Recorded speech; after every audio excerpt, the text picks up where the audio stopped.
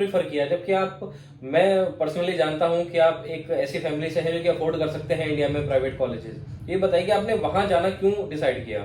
देखो, तो ये था कि वहाँ पे रशिया के ना जो एक तो भारत से संबंध बहुत अच्छे हैं। एक तो मेन पॉइंट ये था कि मेरे मन में था कि यार ऐसी जगह जाओ कि जहाँ पे इंडिया से रिलेशन अच्छे हो, क्योंकि आपको रहना लोकल में ही है, चीजें लोकल की खानी है, घूमना वहाँ पे। तो एक ऐसा कंट्री चूज करो कि जहाँ पे इंडिया के प्रति उनकी प्रेम प्रेम वाली भावना ही ज्यादा हो, मतलब है ना। तो इसलिए मैं रशिया जाना प्रेफर किया। एक्चुअली होता है कि देखो, इंडिया में अभी मेरे कजन ब्रदर का हुआ है, ठीक है, उसका 1 CR में हुआ है, लगभग 1 CR 30 lakhs में।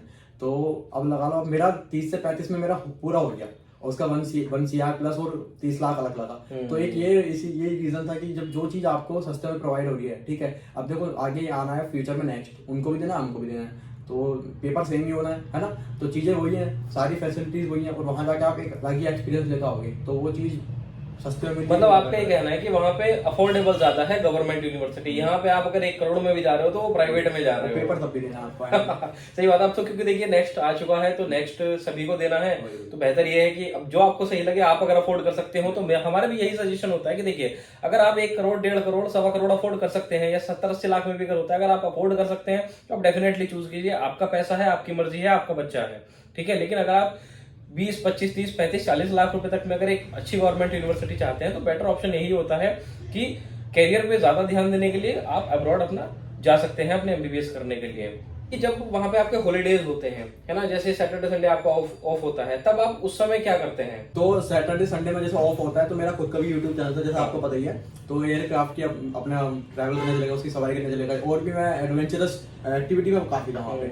आपने वहां पे काफी एक्सप्लोर किया है सिटी को भी, एक दूसरे सिटीज को भी। वो एयरक्राफ्ट वाला थोड़ा एक्सपीरियंस शेयर करो कि वो कैसे हुआ? अरे वो हुआ ये क्योंकि एक्चुअली मैं काफी एक्टिव रहता था, ठीक है। तो वहाँ के जो एक तो MP वगैरह है, वहाँ के लोकल के जो MP है, सांसद जिसे बोलते हैं, तो वे भी मेरे दोस्त बन गए थे। अच्छा, हाँ, ऐसा सीन था। और वहाँ के न्यूज़पेपर में मैं, मतलब इंडिया के बारे में मैं लिखता था, इंडिया के बारे में बोलता था, तो वहाँ के लोकल न्यूज़पेपर में भी काफी आया मैं। तो उससे ये था कि एक आप स्पॉन्सरशिप समझ लो, कैसे समझ लो, उसका खुद से सामने से आया कि हम एयरक्राफ्ट की आपको सवारी वैसे रखें, हाँ, तो आप उनको प्रमोट करें फ्रेंडशिप टर्म्स में। हाँ जी, हाँ जी, तो वैसा सीन था।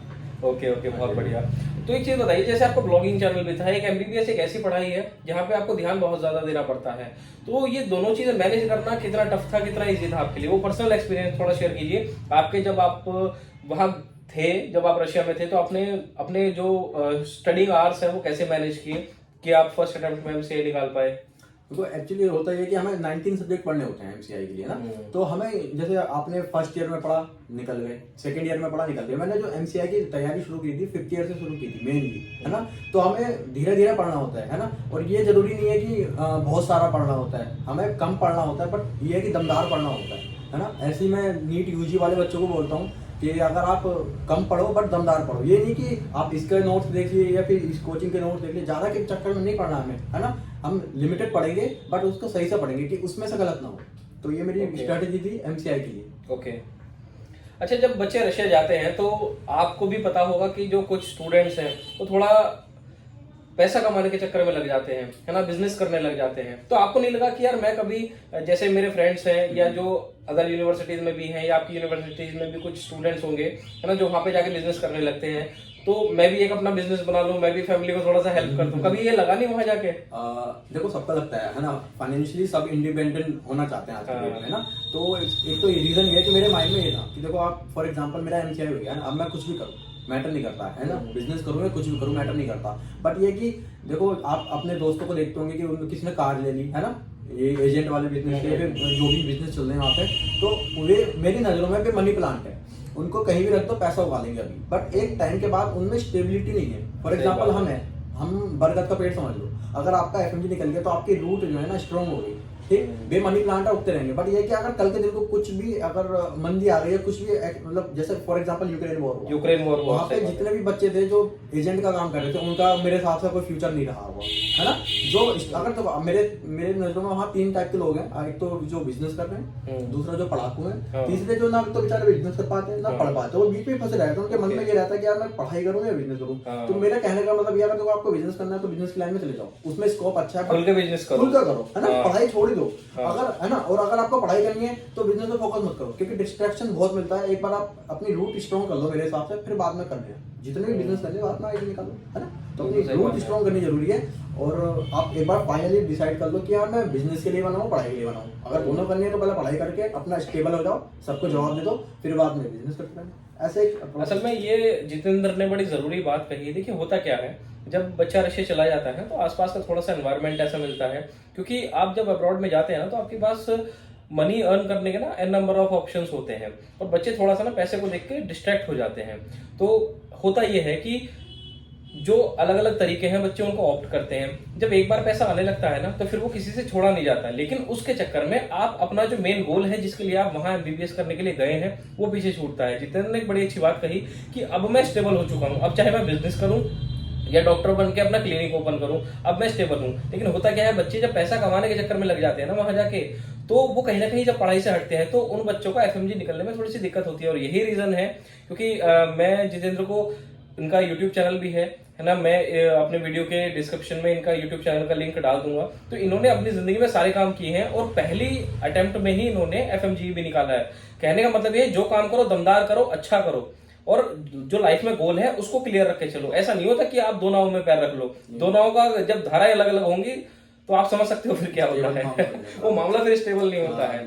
जो हमारे नए स्टूडेंट्स हैं जो रशिया में एडमिशन लेना चाहते हैं, उनके लिए आप क्या कहना चाहेंगे? देखो, जो भी एडवाइस, अगर जैसे कोई बच्चा न्यू आ रहा है, ठीक है, तो मैं ये नहीं कहूंगा कि यार बिल्कुल जाके पढ़ना शुरू कर दो, है ना, एंजॉय करो, है ना, आराम से करो।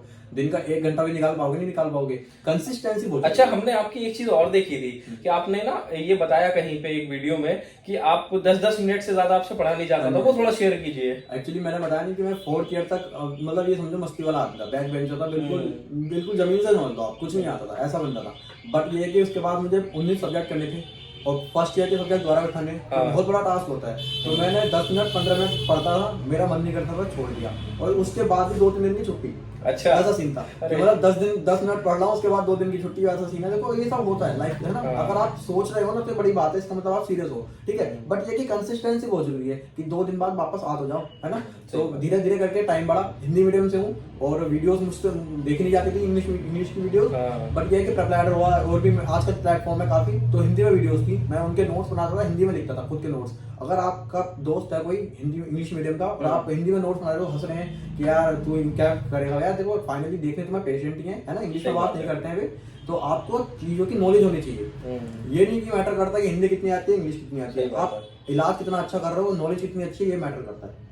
सही बात। धीरे धीरे करके 1 घंटा हुआ, फिर 2 घंटा हुआ, एंड टाइम पे मैं एग्जाम के पहले मैं 12 घंटे पर डे पढ़ता था, और वो भी स्टॉप वॉच से।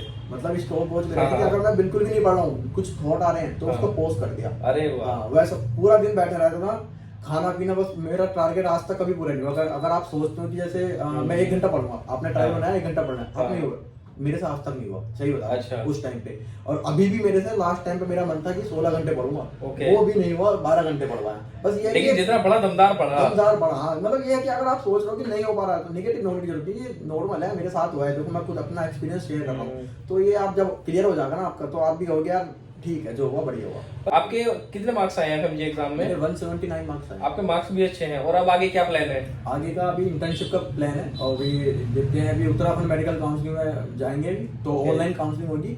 तो मेरा मन है कि एम्स ऋषिकेश का वहाँ पे इंटर्नशिप मिल जाए तो ठीक है, बेटर है, फिर देखते हैं आगे का फ्यूचर का। ओके जितेंद्र, आपसे बात करके बहुत अच्छा लगा। आपने अपना जो एक्सपीरियंस है रशिया का, और आपका जो भी वहाँ पे कैसे आपने अपना जो समय है वो बिताया, कैसे आपने पढ़ाई की, आपने वो सारा हमारे व्यूअर्स के साथ शेयर किया। आपको अगर ये वीडियो पसंद आया हो तो वीडियो को जरूर लाइक कीजिए, चैनल को सब्सक्राइब कीजिए, और किसी अगर पर्टिकुलर टॉपिक पर अगर आप वीडियो चाहते हैं तो नीचे कमेंट बॉक्स आपके लिए ओपन है, आप कमेंट बॉक्स में अपना जो क्वेश्चन है वो कमेंट कर सकते हैं। और एक और बात, जैसे जो मेरे मतलब जो एफएमजी वाले स्टूडेंट अगर ये वीडियो देख रहे हैं तो उन्हें किसी भी तरह की हेल्प चाहिए, जैसे फॉर एग्जांपल डीमोटिवेट हूँ, है ना, तो वे मेरे से कांटेक्ट कर सकते हैं। मैं खुल के मतलब बात करता हूँ, सबसे फ्रैंकली बात करता हूँ, एक अच्छी एडवाइस मैं देता हूँ लोगों को, ताकि जो लिमिटेड होता है ना, बच्चों को पता नहीं होता कि पढ़ना क्या है। देखो फॉर एग्जांपल आप एनाटॉमी की वो देखेंगे ना, मेन बुक्स वगैरह काफी हजार पेज की है। मैंने एनाटॉमी की मैंने 200 पेज की करी होगी, 100-200 पेज की, उसमें से 17 नंबर की आती है, 15 नंबर का उसमें था, तो क्या बुरा है? है ना। अगर मैं 2 नंबर के लिए 800 पेज बचे हुए तो वो मैटर मेरे हिसाब से अच्छी हो रही है। बिल्कुल सही बात है। तो कम पढ़ो, दमदार पढ़ो, स्मार्टली पढ़ते हैं हम। और कुछ भी दिक्कत आए, कोई भी निगेटिव थॉट्स आए, गोविंद भैया है, मैं हूँ, किसी से भी कांटेक्ट कर लो आप, है ना। हाँ। तो निगेटिव नहीं होना हमें। आपको अगर एफएमजी से रिलेटेड अगर किसी भी चीज के बारे में डाउट्स हैं तो जितेंद्र आपकी हेल्प करने के लिए अवेलेबल हैं। और अगर नीट यूजी की अगर आप हेल्प चाहते हैं तो आपके लिए मैं हूँ ही, आप कभी भी हमसे कांटेक्ट कर सकते हैं। तो जितेंद्र बहुत बहुत धन्यवाद, आपने टाइम निकाला हमारे लिए। Okay, best of luck for your career, thank you so much.